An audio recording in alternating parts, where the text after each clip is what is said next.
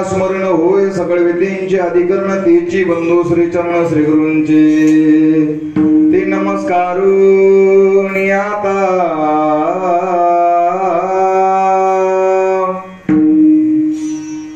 एक गावो आम्ही विठोबाचे नाम आणि कापे काम नाही आता मोडून या वाटा सूक्ष्म दुस्तर केला राजभार चाले ऐसा। प्रस्तुत प्राप्त प्रसंगी कीर्तन रूपी सेवे कीर्तन निवडलेला अभंग जगदवंदनीय जगद्गुरु श्री संत तुकाराम महाराज यांचा चार चरणाचा आणि स्वतःचा निर्धार व्यक्त करणारा अभंग आजच्या सेवेकरता निवडलेला आहे। विठ्ठल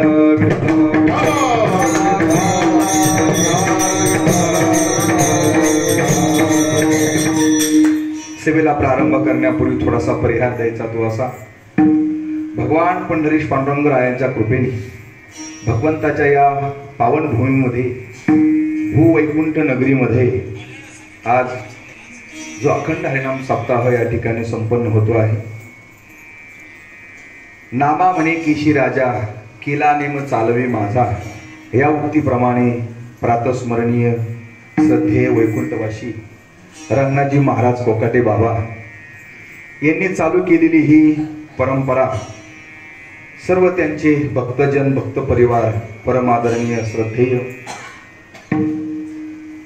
ज्यांच्याकडे बघून आम्ही कीर्तन शिकलो, गायन कला काय आहे, मृदंग कला काय आहे, या सर्व कलेचा अंगीकार स्वीकार करून त्याचबरोबर त्याचं आकलन करून आम्ही जो अंगीभूत गुण केला, ज्यांच्याकडे बघून ते असे आमचे परमादरणीय श्रद्धेय गुरुवर्य माधवजी महाराज चव्हाण बाबा यांच्या मार्गदर्शनाखाली आणि ज्यांचं विशेष सहकार्य आहे परमादरणीय श्रद्धेय बाबा होते त्यापासून ते आजपर्यंत आज पावेतो विशेष मोलाचा वाटा, सिंहाचा वाटा म्हटला तरी चालेल, काही वावगं ठरणार नाही, एवढं मोलाचं योगदान ज्यांच्याकडे अवघा संप्रदाय दातृत्व म्हणून छोट्या स्वरूपात कर्णाचा अवतार म्हणून पाहतो आहे।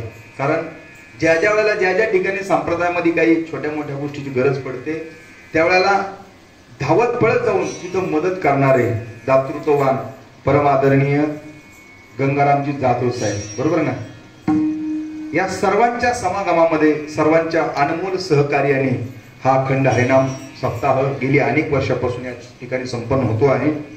आणि या भगवान पंढरीश पांडुरंगरायाच्या नगरीमध्ये येऊन आपण सर्व भगवान परमात्म्याचा जो काही भक्तिरस आहे, भगवान परमात्म्याची जी काही सेवा आहे, आपण ती सेवा करतो आहोत।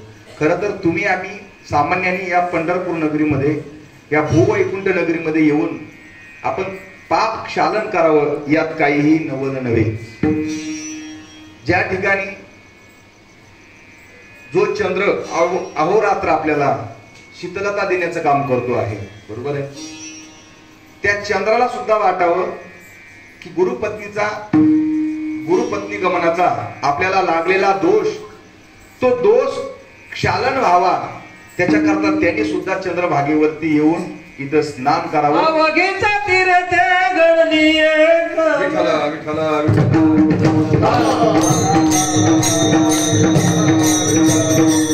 इथे येऊन चंद्रभागेवरती येऊन स्नान करून आपण पाप क्षालन करावं या हेतूने इथे येऊन स्वतः चंद्राने आपलं पाप क्षालन स्नान करून पाप क्षालन केलेलं आहे। म्हणून या नदीला काय म्हटलेलं आहे, चंद्रभागा। चंद्राचा जो पापाचा भाग जिथे नाहीसा झाला त्याला चंद्रभागा असं म्हटलेलं आहे। विठ्ठल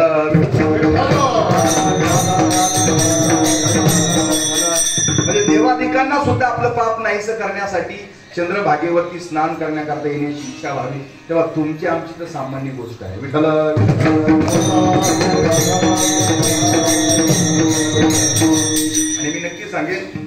आपल्या वारकरी संप्रदायातील सर्व संत महात्म्यांचा पंढरी हा आवडीचा विषय बरं का. सर्व संत महात्म्या, कोणत्याही संतांचं चरित्र वाचा, कोणत्याही संतांची अभंगवाणी वाचा तुम्ही, कोणत्याही संतांचा गाथा असेल त्यांची अभंगवाणी पंढरीश पांडुरंग परमात्म्याच्या या पंढरीचे वर्णन केल्याशिवाय पूर्ण झालेली नाही. विठाला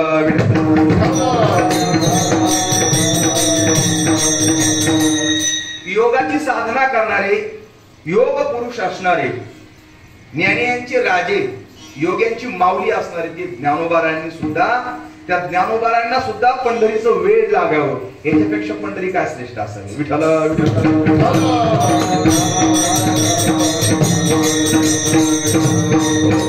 म्हणून, कारण हे पंढरीचं महात्म्य आगाध स्वरूपाचं आहे. तुकोबारांनी स्वतः सांगितलेलं आहे.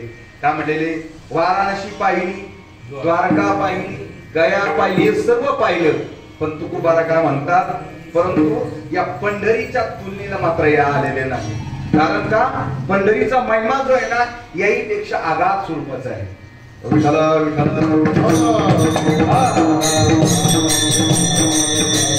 ऐशी चंद्रभागा ऐसे भीमातीर, ऐसा नाम घोष सांगा कुठे.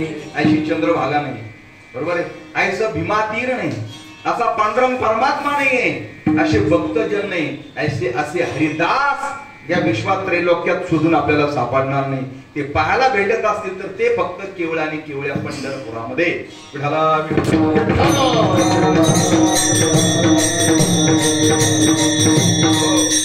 जगातले सर्व रंग बाजूला टाकले आणि एकच रंग तयार झाला, त्याचं नाव आहे पांडुरंग.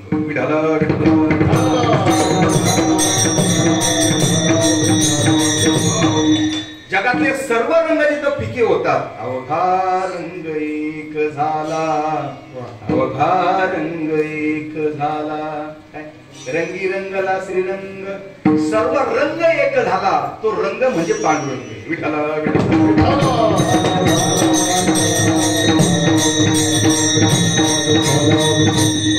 तुकोबाराने बघा ना महाराज, तुमची आमची सामान्यांची भूमिका सोडून द्या हो. तुम्हा आम्हाला काहीच पदरात पडलं नाही, तुम्हा आम्हाला काहीच प्राप्त झालं नाही.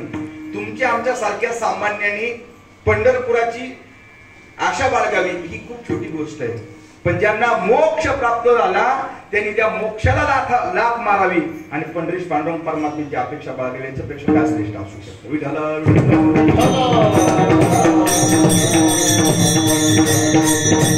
म्हटले ना, मोक्ष पद तुझे केले कारणे, आम्हा जन्म घेणी युगायुगी, विधी ऐसे सुख नव्हे भक्ती रस, पुढता पुढतिहास सेवावी. देवाय के विनती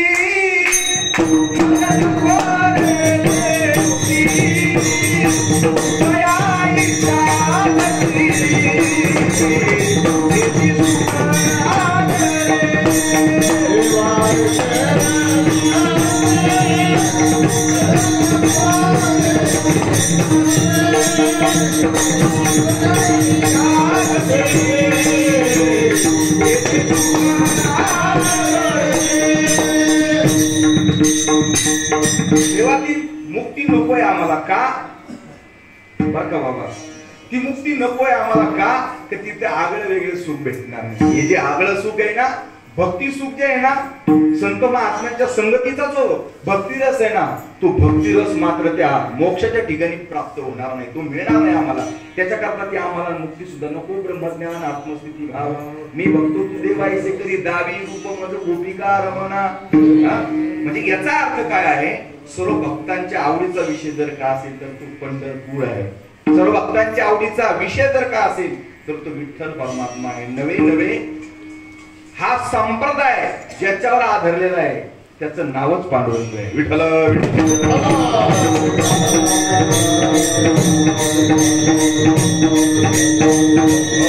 पंढरीश पांडुरंग म्हणजे संप्रदायाचा केंद्रबिंदू आहे, जगाचा केंद्रबिंदू आहे, जीवाचा केंद्रबिंदू आहे. बरोबर आहे. आणि म्हणून आपण जे खरं तर इथं आलोत ना, खरे आपण आपल्या केंद्रबिंदूला शोधण्याकरता आलेलो आहोत. खरे आपल्या केंद्रबिंदूला शोधण्याकरता आलेलो आहोत. म्हणजे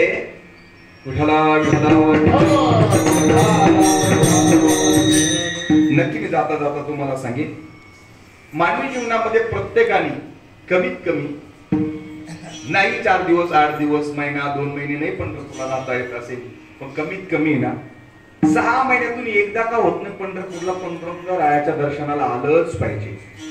का आलं पाहिजे त्याचं कारण आहे. मानवी जीवनामध्ये ज्या काही उणिवा आहेत, ज्या काही कमतरता आहेत ना, त्या कमतरता पूर्णता भरून निघतात आणि तुमचं आमचं जे जीवन आहे ते पवित्र होतं. म्हणून पंढरीश पांडुरंग परमात्म्याच्या दर्शनाला एकदा आलंच पाहिजे. विठ्ठल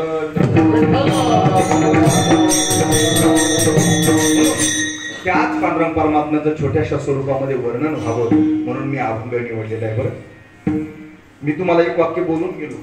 सर्व संत महात्म्यांच्या सर्व भक्तांच्या आवडीचा विषय जर का असेल तर तो पांडुरंग आहे, विठ्ठल आहे. याच्यापेक्षा संत महात्म्यांना काहीही आवडलेलं नाही. ना घर आवडलं, ना दार आवडलं, ना पत्नी, ना काही. जगातल्या सर्व गोष्टी संत महात्म्याने शून्य लेखल्या आणि एकच एक परमात्मा आहे. तो काय लेखलेला आहे? सत्याच्या स्वरूपाचा लेखलेला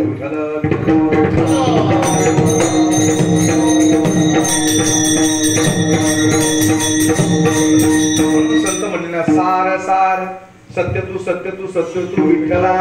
तो एकच एक परमात्मा सत्य आहे आणि त्याच भोवती त्या विचाराभोवती संत महात्म्यांचं जीवन खेळत आहे आणि त्याचा निर्धार व्यक्त करणारा मी अभंग निवडलेला आहे.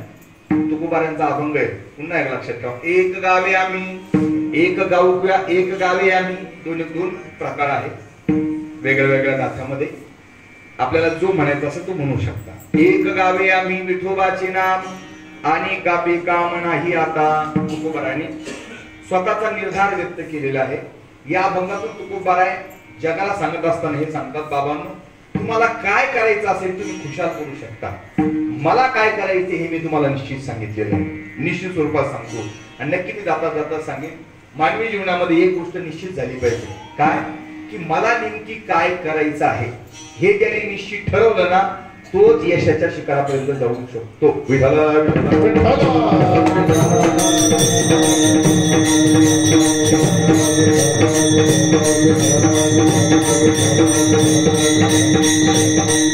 त्याचं कारण आहे आपण जे ते ठरवलं नाही तर आपलं जे जीवन आहे ते भरकटल्याशिवाय राहणार नाही. म्हणून संतांनी अगोदर ठरवून घेतलं की मला नेमकी काय करायचं आहे, मी नेमकी काय करणार आहे आणि मी जर ते करणार असेल तर मग त्याच्या व्यतिरिक्त ज्या काही गोष्टी असेल त्याच्याकडे पाहण्याची आवश्यकता नाही, त्याच्याकडे आपलं लक्ष विक्षिप्त करण्याची आवश्यकता नाही. म्हणून संतांनी स्वतःचा निर्धार ठरवला की मी हे करणार आहे. एक गावे आम्ही, एक विठोबाचे नाम. स्वतःचा निर्धार तुकोबारांनी का सांगितला? यापेक्षा तुकोबारांना निर्धार करायचाच होता ना, तर तुकोबारांनी अभंग रूपाने ग्रथित करून ठेवण्याचं कारण काय? तुकोबारांना करायचा होता, विठोबाचं नाव एक गायचं होतं, त्यांनी त्याचा निर्धार केला होता, त्यांनी त्यांचा करायचा. जगाला उलटून सांगण्याची गरज तुकोबारांना का पडली? कदाचित आपल्याला वाटेल की का तुकोबारा उलटून सांगतात. त्याचं कारण आहे तुकोबाराच्या कालखंडामध्ये शास्त्रामध्ये ईश्वर प्राप्त करून घेण्याचे नाना प्रकारचे अनंत मार्ग सांगितलेले आहेत. वर्णन आहे, सुंदर वर्णन आहे. गीतेमध्ये भगवान परमात्मा सुद्धा अर्जुनाला बोलतात, म्हणून या अर्जुना पायी प्रवेशा वया माझे ठाई उपायाची नाही वाणी येत. हे अर्जुना, तुला वाटत असेल ना की माझा उद्धार करून घ्यावा, तरी लक्षात ठेव बाबा, माझ्याकडे येण्याकरता मार्गाची काही कमतरता आहे, उणीव असं काही नाही. तुला जो मार्ग आवडेल ना त्या मार्गाचं अवलंबन करून तू माझ्यापर्यंत येऊ शकतो. तुला कुठल्या प्रकारचा अडथळा नाही, तू एकाच मार्गाने यावं असा माझा कुठल्याच प्रकारचा आशा नाही. तुला तो पेलवेल, तुला तो वाचवेल असं वाटतंय ना त्या मार्गाने तू येऊ शकतो, त्याचा अंगीकार करू शकतो. उपायाची नाही वाणी. शास्त्रकारांनी सुंदर वर्णन केलेलं आहे. रुची नाम वैचित्राम तुझ्या कुटीला नाना पथदुषाम. तिथं वर्णन काय आलेलं आहे? नाना पथदुषाम. ईश्वरापर्यंत येण्याचे मार्ग किती आहेत? 1 2 4 5 नव्हे, नाना. नाना म्हणजे आपल्या गावातला नाना नाही, नाना म्हणजे अनेक प्रकारचे विविध प्रकारचे मार्ग आहेत. नाना पथदुषाम. शास्त्रकाराचा एक सुंदर श्लोक आहे. आकाशात पतितम तोयम यथा गच्छति सागरम सर्वदेव नमस्कारम केशवम प्रति गच्छति. किती सुंदर आहे. आकाशातून पडणारे नाना प्रकारचे थेंब कोणत्या ना कोणत्या तरी नदीने मिळून जसे समुद्राला जाऊन मिळतात ना, याहीपेक्षा नाना प्रकारच्या नद्या जशा कोणत्या ना कोणत्या स्वरूपामध्ये कुठे जाऊन मिळतात? समुद्राला जाऊन मिळतात किंवा नाना प्रकारचे रस्ते कोणत्या ना कोणत्या स्वरूपामध्ये जशा पंढरपूरला जाऊन मिळतात ना, तशी ईश्वराला जाऊन पोहोचण्याकरता ही नाना प्रकारचे मार्ग आहेत. विठ्ठल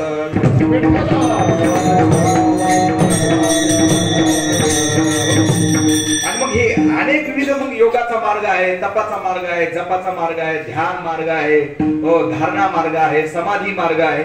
हे विविध प्रकारचे मार्ग आहेत. मग या मार्गांचे जे मार्गस्थ आहे, या मार्गांचे जे प्रतिनिधी आहेत ना, त्या प्रतिनिधींनी एके दिवशी जगद्गुरु तुकोबारायांची मुलाखत घेतली.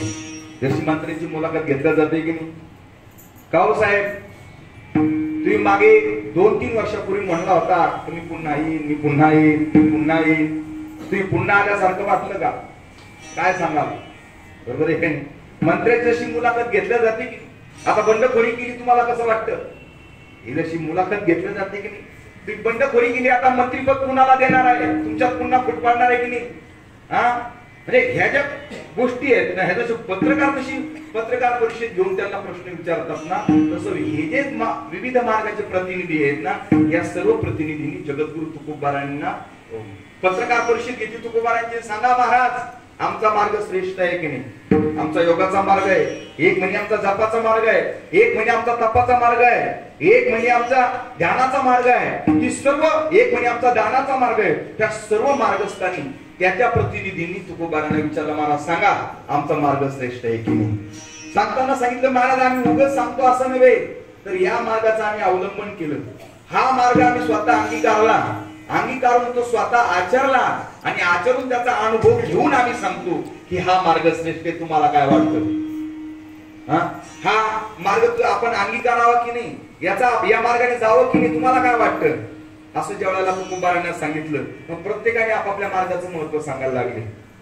दानाचा जो होता त्याने सांगितलं, महाराज दानाची श्रेष्ठता आहे, कारण स्वतः भगवान परमात्मा सांगतायत हा जो दान मार्ग आहे का थोतांड मार्ग आहे असं नाही, हा काही आमच्या मनोकल्पित असं नाही. आणखीन गावंढळ भाषेत सांगू का, बगलातून काढला बाजारात मांडला असं नाही. आणखीन गावंढळ भाषेत सांगायचं म्हणजे असा नाही, मनोमार्गी गेला तो येथे मुकला. मनाच्या मार्गाने आम्ही करत नाही, मला वाटतंय तसं आम्ही सांगत नाहीये मार्ग. याला शास्त्र आधार आहे, शास्त्राच्या आधाराने हा मार्ग निर्माण झालेला आहे. भगवान परमात्मा स्वतः म्हणतात, दाते विद्येदान दीयतेनुपकारिणे देशे कार्येच पात्रेच तद्दान सात्विकम स्मृतम. तुम्हाला खरं सांगू, हा श्लोक समोर आला म्हणून बोला असं वाटतं. खरं तुमच्या करता हा जो श्लोक आहे, आता आपण पंढरपूरला आलेले आहोत बरं का, पंढरपूरला आलेले आहोत, तुमच्या करता हा श्लोक म्हणजे पर्वणी. विठ्ठल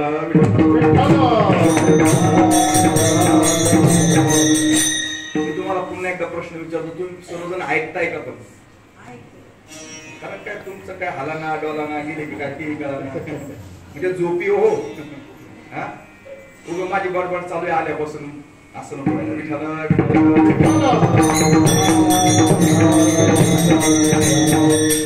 काय विनोद ही प्रक्रिया माझ्यासाठी खूप छोटी आहे. विनोद काय अवघड आहे, पण पांडुरंगाच्या दरबारात येऊन जर विनोद करायची बुद्धी होत असेल आणि विनोद आमच्याकडून होत असेल तर मला असं वाटतं भविष्यात नक्कीच आमच्या जीवनाचा विनोद होईल.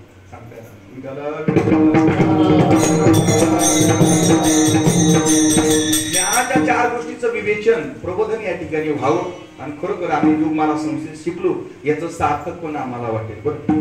आणि यापेक्षा खरं तर ज्यांच्याकडून आम्ही ज्ञान घ्यावं आणि त्यांच्याकडून असं टिवल्या बावल्या करत बसणं हे पण योग्य ठरणार नाही. हा म्हणून थोडस आता बाबा पुढे बसले त्याच्यामुळे मला थोडीशी बंधन आहे. हा त्याच्यामुळे स्वतः चिंतनाच्या अंगाविषयी मानतो मी. विठ्ठल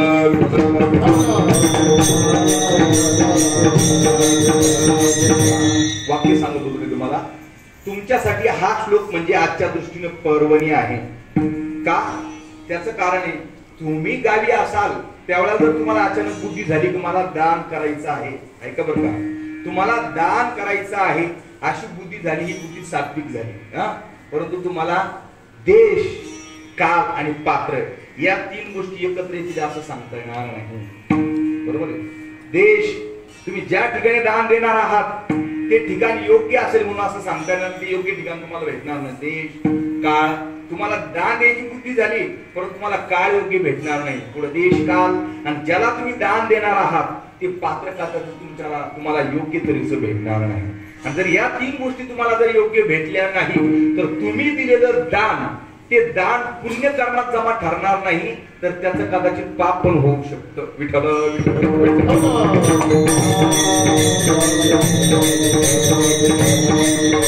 म्हणून तुमच्या करता आज पंढरपूरला तुम्ही या तीर्थक्षेत्रामध्ये आलेले आहात ना, तर तुमच्या करता आजची पर्वणी का की काळ सुद्धा योग्य आहे. कारण आता कार्तिक वारी, बरोबर आहे. कार्तिक वारी म्हणजे हे काय पर्व काळ आहे, म्हणून हा काळ सुद्धा तुमच्या करता दान धर्म करण्याकरता योग्य आहे. पहिले भाग. दुसरा भाग, आज तुम्ही भजन करत आहात, नामस्मरण करत आहात, भगवान परमात्म्याचं चिंतन करत आहात, म्हणजे पात्र सुद्धा काय झालंय, योग्य झालं. म्हणून दान म्हणून तर सांगतात ना लोक. काही लोक याच्यावरती स्टँडवरती भीक वगैरे मागतात. भिकारी लोक जे आहेत ना पैसे मागतात. पण खरं सांगू, त्यांना खरंच पैसे देत जाऊ नका. द्यायचं ठरलं ना तुम्हाला, एखादा बिस्किटचा पुडा घ्या, त्याला घेऊन द्या. बाबा तुला चहा प्यायचा का, तुला जेवण करायचं का, चल हॉटेलवाल्याला सांगून बाबा हे बिल घे, याला काय लागतं ते दे. पण पैसे हातात द्यायचे नाही. का की तुम्ही दिलेला पैसा त्याचा परिणाम असा होतो, तो कदाचित या गोष्टी करता सुद्धा वापरला जाऊ शकतो. विठ्ठल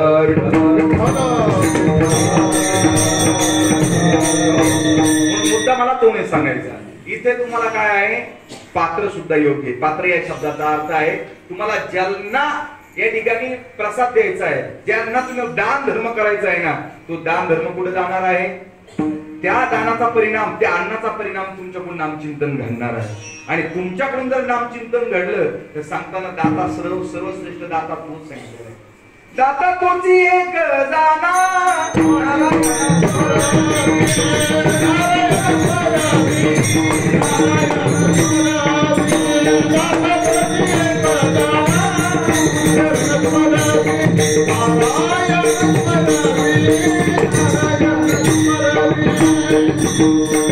काय म्हटलेलं आहे, दाता तोच दाना. कोणता? नारायणा स्मरवी. नारायणाचं स्मरण करून घेतो ना, किंवा ज्यांनी दिल्यानंतर नारायणाचं स्मरण करून घेतो, तो सर्वश्रेष्ठ दाता सांगितलेला आहे. तुम्ही जर दान दिलं तर त्याचा परिणाम असा होणार आहे, ते दान पात्र सुद्धा योग्य आहे, काळ योग्य आहे. देशाबद्दल तर बोलायचं नाही. येथे कशी तरी झाल्या कोटी कुळाचे होय कोटी आग केले पूर्ण या विठ्ठला विठ्ठला.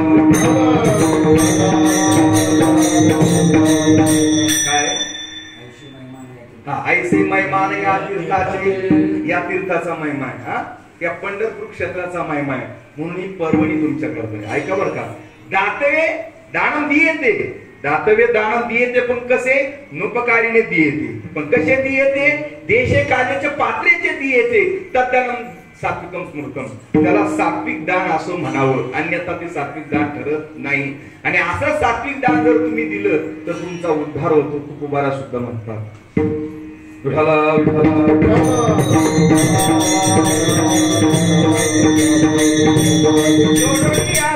उत्तम